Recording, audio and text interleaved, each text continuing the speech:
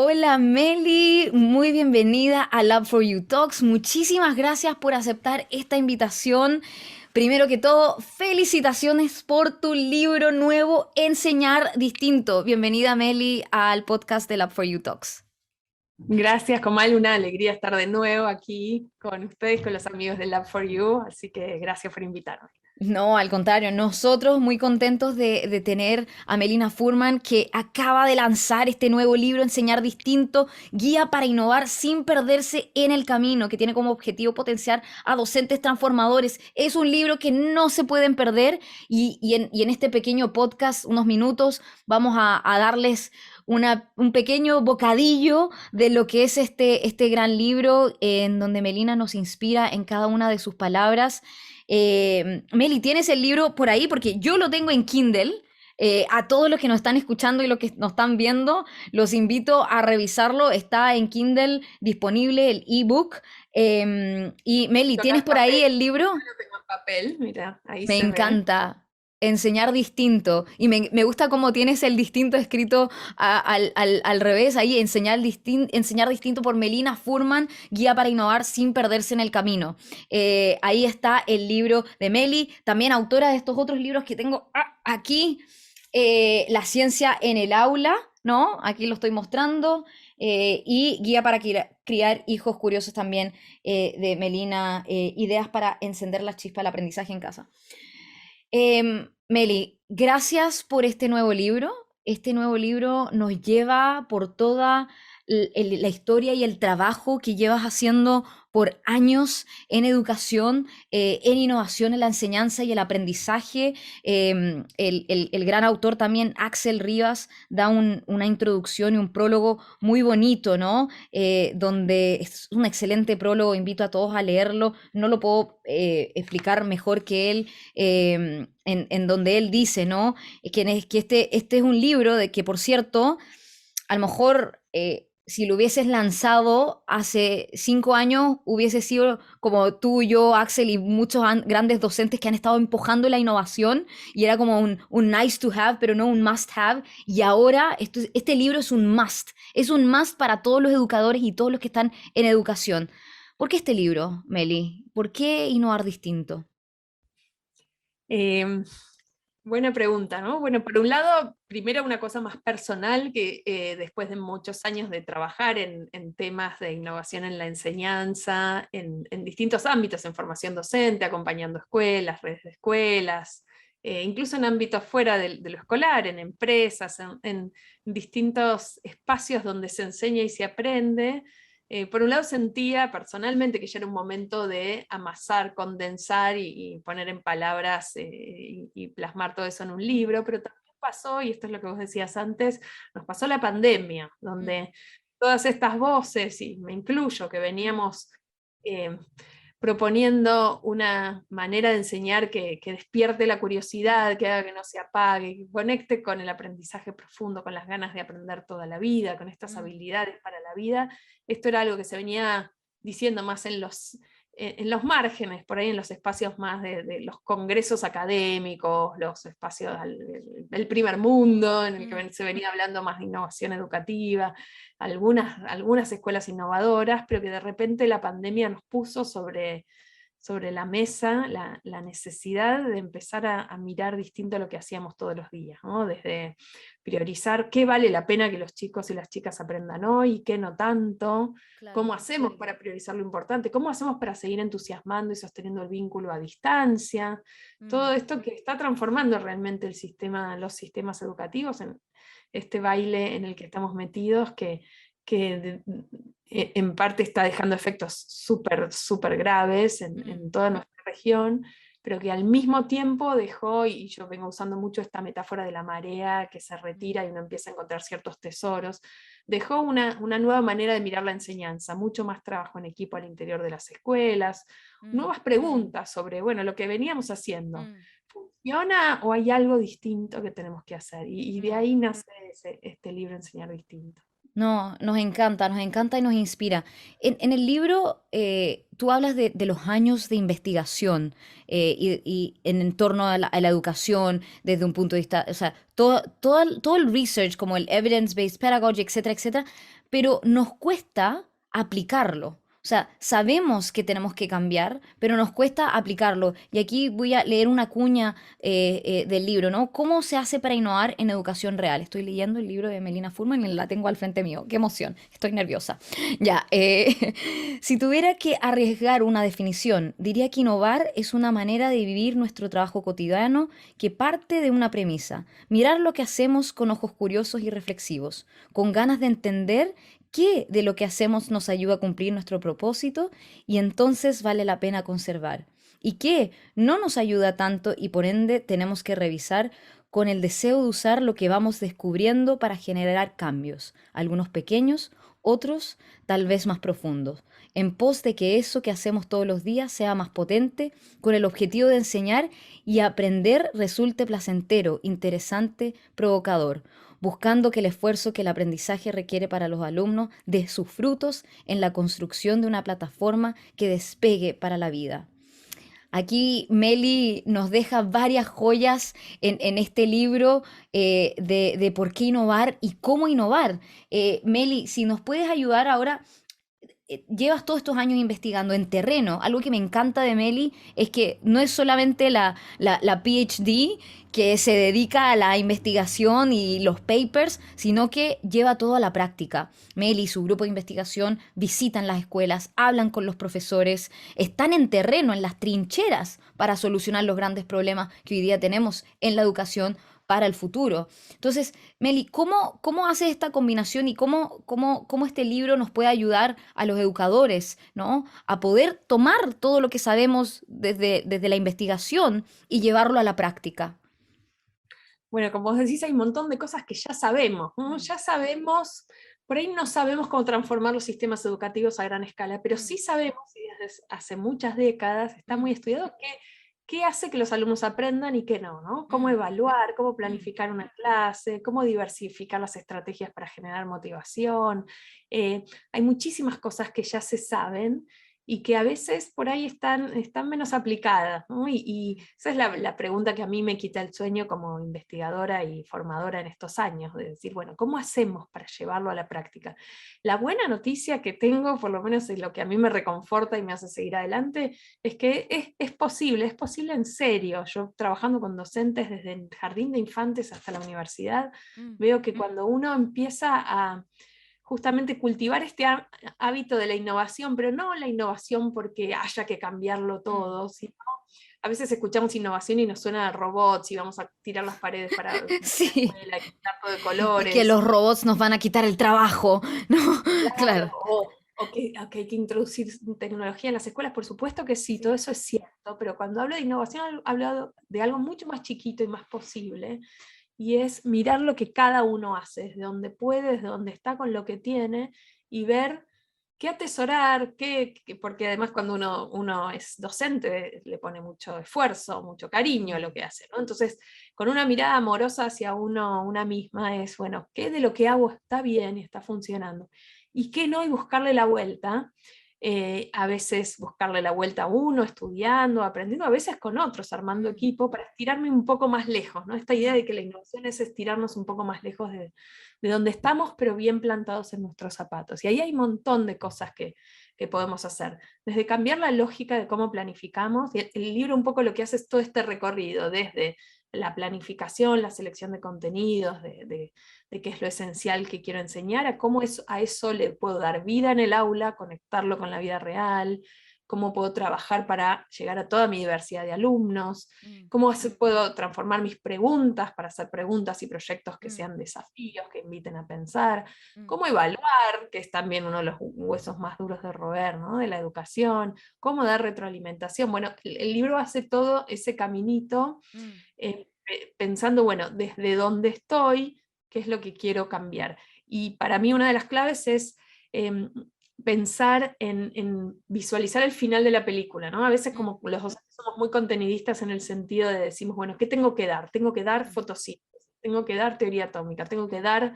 em, fracciones, la Revolución Francesa, lo que sea, ¿no? Y sentimos que dar es, me paro y lo cuento de la mm, mejor manera posible, la manera más ordenadita, y esto, y volviendo a la investigación educativa, sabemos que no alcanza. Mm, Por lo menos que no, para algunos que otros sí, ¿no? Que aprenden de manera, nada, escuchando y tomando notas. La gran mayoría de las personas no aprendemos así, necesitamos hacer algo con esa información para transformarla en aprendizaje. Necesitamos hacerla propia, conectarla con otras cosas que sabemos de antes, hacernos preguntas sobre eso, pasarlo por el cuerpo, vivenciar situaciones donde eso se ponga en juego, reflexionar, ¿no?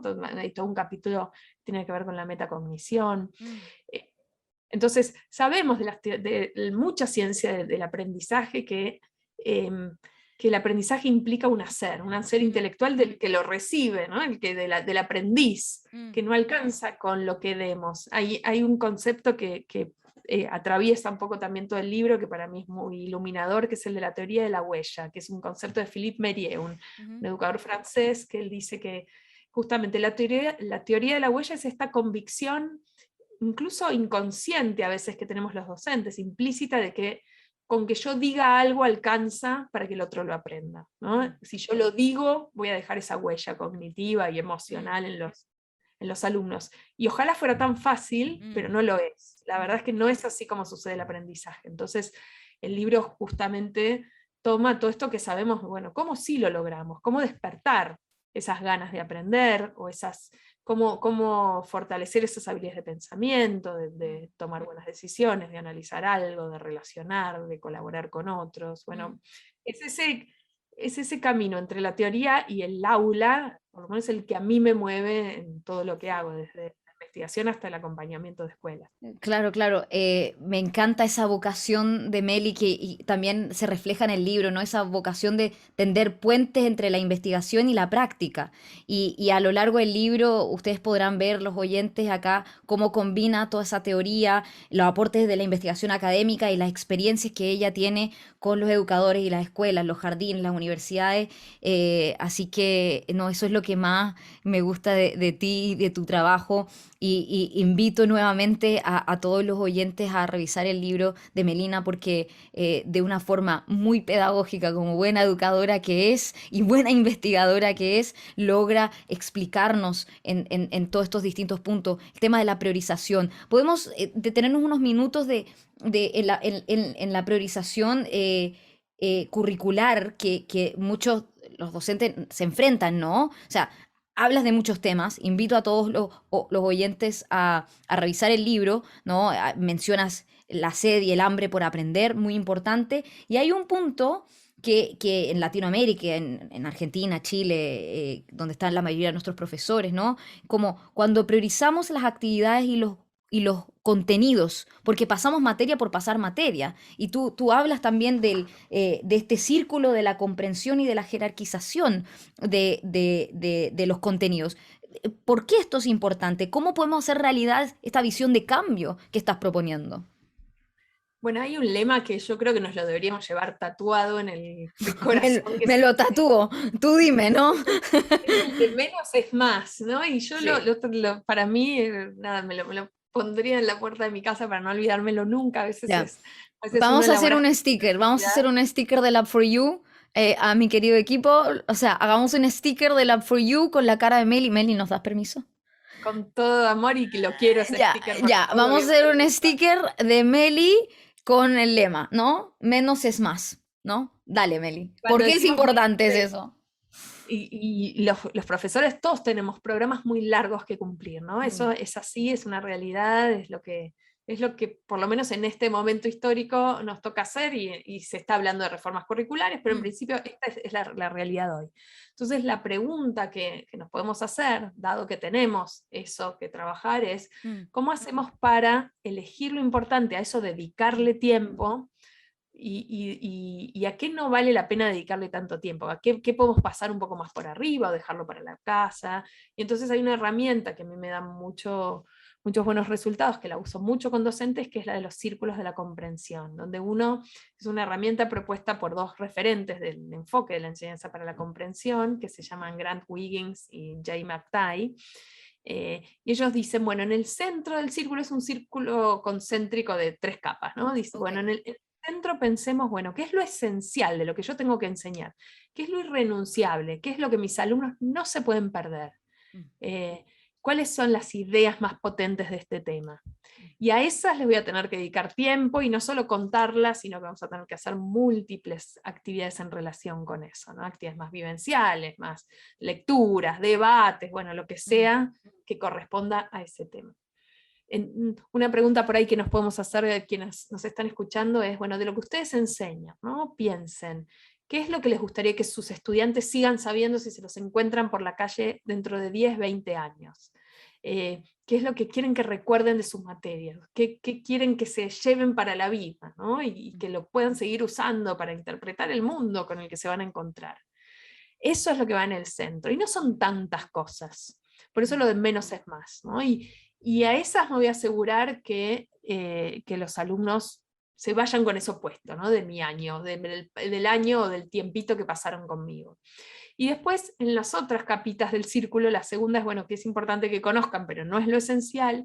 Y la última capa de este círculo que ellos proponen, y yo doy montones de ejemplos de distintos temas en el libro, usando el círculo, es, con qué quiero que se familiaricen, qué quiero que les suene, que lo puedan ir a buscar, pero no pasa nada si no lo entendieron, porque justamente no hay chance de enseñar con el tiempo que tenemos todos los temas en profundidad, ¿no? Las tenemos como el problema de la sábana corta, ¿no? Que si la tiro por un lado se me destapan los pies, y por abajo se me destapa la Sí. cabeza, bueno, eso es el tiempo de enseñanza, entonces tengo que elegir bien.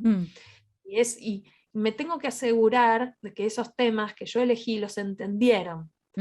Porque el gran enemigo del aprendizaje profundo, y esto también atraviesa todo el libro, y es algo que a mí me quita el sueño desde Y, siempre, es lo y que lo llaman comparas con el conocimiento inerte, ¿no? exacto, es como el archienemigo, ¿no? Sí, El conocimiento inerte es ese que sabemos de memoria pero no entendimos, sí. y también me gustaría que quienes nos escuchan se hagan esa pregunta de ustedes como es cuando han sido estudiantes, incluso estudiantes del profesorado, ¿qué temas estudiaron por ahí muchas veces, en mucho tiempo, y aprobaron, pero pero nunca Claro. los entendieron? Y las ciencias naturales, en general, cuando yo hago esto en talleres, en conferencias, las matemáticas y las ciencias naturales son como las que más ganan en esto del aprendizaje inerte, ¿no? Un sencillo recuerdo, los electrones, pero no tengo idea bien de qué Como pasaba con memorizar él. por memorizar, F igual M por A, sin entender el funcionamiento y lo que implica la fuerza, la masa y la aceleración. Claro. Por cómo lo aprendimos, ¿no? Mm, O los polinomios, o mm, las ecuaciones redox, mm, o también pasa en otras materias. Algunos me dicen, no, yo nunca entendí nada de inglés, o nunca entendí nada de historia. Obviamente hay una cierta inclinación y gusto que uno trae por algunos temas, pero claramente el que algo se convierta en aprendizaje profundo tiene que ver con el método de enseñanza, con mm, quién nos lo enseñó y cómo.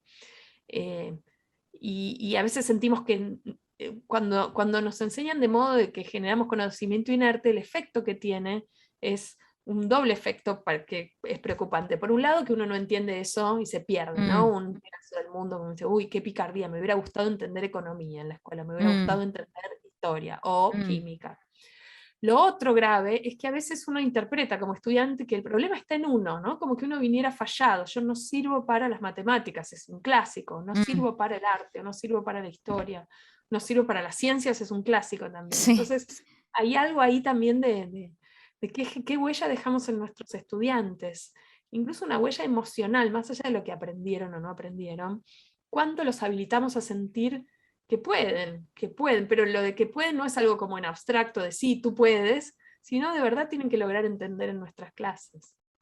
Mm, totalmente. Me encanta este círculo de la comprensión y esta jerarquización o priorización de los contenidos. Para los que quieran saber más, por favor, revisen el libro de Melina, Enseñar distinto, guía para innovar sin perderse en el camino, porque aquí Meli va profundizando en todos estos temas y enseñándonos y dándonos luces y inspirándonos con todo su trabajo. Meli, yo podría hablar, pero horas, horas y horas y horas contigo. Tú sabes el mucho cariño que te tenemos en Lab for You, y la importancia de innovar en la educación y la importancia de todo lo que es el desarrollo de las habilidades, las preguntas para pensar. Meli en su libro y si nos puedes ayudar a entender cuáles son todos los temas que está tratando, ¿no? Empiezas, ¿no? con el futuro, el primer capítulo que habla del futuro, ¿no? De cómo el COVID transformó este laboratorio de innovación pedagógica. Luego el segundo capítulo, un poco lo que hablaste de aprendizaje profundo y conocimiento inerte. Meli desarrolla ahí los puntos y el desarrollo de las habilidades para tener una ciudadanía plena para el siglo XXI, ¿correcto, no, Meli? Esto fue el segundo episodio. ¿No? Sí, sí, sí. Bien, el tercero, lo que hablamos, ¿no? De la priorización de los contenidos y cómo hacemos realidad esta visión que nos habla Meli para el futuro. Luego el cuarto episodio, el cuatro episodios, ¿no? El cuarto capítulo, ¿no? Cómo motivar a los estudiantes, esta motivación intrínseca que habla Meli, la sed o hambre por aprender. La quinta, y podríamos hacer un podcast de esto, pero les invito a los que están desesperados por leerlo ya, lo compran ya en Kindle y lo revisan ya, la planificación de la secuencia y los proyectos de enseñanza que generan aprendizaje profundo. Aquí tú dices mucho, hablas del estudiante como protagonista, ¿no? Eh, em, el sexto, la importancia de los proyectos ABP, ¿no? Y movilizar las habilidades. El séptimo, la cultura del pensamiento, ¿no? El séptimo capítulo es cultura del pensamiento, ¿correcto, Meli? ¿Sí? Sí, y ahí hay algo que creo que es una de las cosas que yo descubrí como docente en estos años como más efectiva, como la cultura de pensamiento es generar un espacio en Mm. el aula donde el error sea parte del Ah, claro. camino, sea un espacio de curiosidad, de Sí. debate, de deseo por aprender. Y una de las cosas Están llamando de que la radio para la próxima entrevista. Ya estamos terminando, ya estamos terminando. Eh, una de las cosas que yo descubrí como docente, y los uso mucho en mis clases, son las llamadas rutinas de pensamiento, que son actividades bien Mm, pequeñitas, mm, bien simples, que uno va haciendo justamente en modo de una rutina en el sentido de que las va haciendo frecuentemente en las clases de manera de generar hábitos en los alumnos que apuntan al pensamiento crítico, mm. curioso, creativo, ¿no? Hay distintas rutinas. Yo en el libro armé como una playlist, como cuando uno se arma en Spotify o Sí. o una playlist, bueno, de mis rutinas.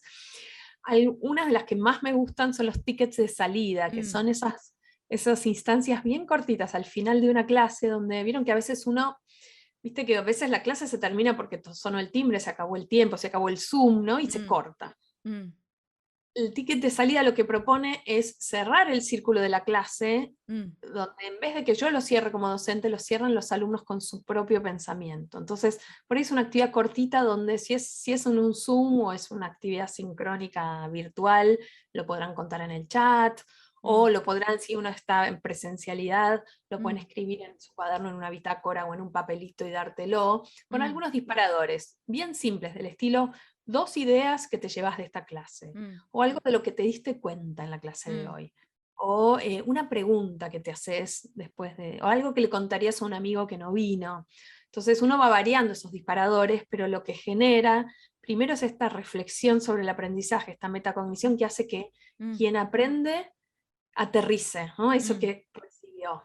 mm. Y segundo, uno como docente se entera qué es lo que los estudiantes se están llevando, ¿no? De esa clase que dio, que a veces Sí, en general uno se sorprende como, era esto lo que les quedó, esto no total, lo entendieron, a veces uno dice una idea clara y lo que dicen no está bien, y entonces uno claro. ahí se da esto de la evaluación formativa que también nos sirve a Mm, los docentes para ver mm, qué cambiar. Y para mí lo mejor de todo es que uno le da la voz a los estudiantes en este mm, final de la clase. mm, Esa es una de las montones de rutinas de pensamiento que hay, pero son como, ¿viste los caballos de Troya? mm, Esta metáfora que es de Axel Rivas, justamente de los caballos de Troya que, como en la guerra, en la leyenda, ¿no? De mm, Grecia, los soldados griegos le dejaron un regalo en la puerta a la ciudad de Troya, que estaba asediada durante años y no mm, podían entrar. Y dijeron, bueno, nos vamos, y dejaron un caballo de regalo, pero estaban escondidos adentro, y los troyanos lo trajeron a la ciudad a la noche salieron los soldados griegos y ocuparon la ciudad. Y yo con estas rutinas siento que pasa esto, ¿no? Son cosas chiquititas que son fáciles de hacer, que uno las puede usar para montones de temas, Mm, que cuando las hacen cambian la cultura del aula. mm. Totalmente, totalmente. Me encanta la mirada científica de la práctica docente y la enseñanza que tienes. O sea, Meli, como gran educadora y científica, nos enseña con este ejemplo, ¿no? Una mirada científica de la práctica. ¿Quieres hacer una pausa, Meli? No estoy bien, parte de dar mucha clase, Sí. reentrenar la voz, me está pasando, No, estoy claro.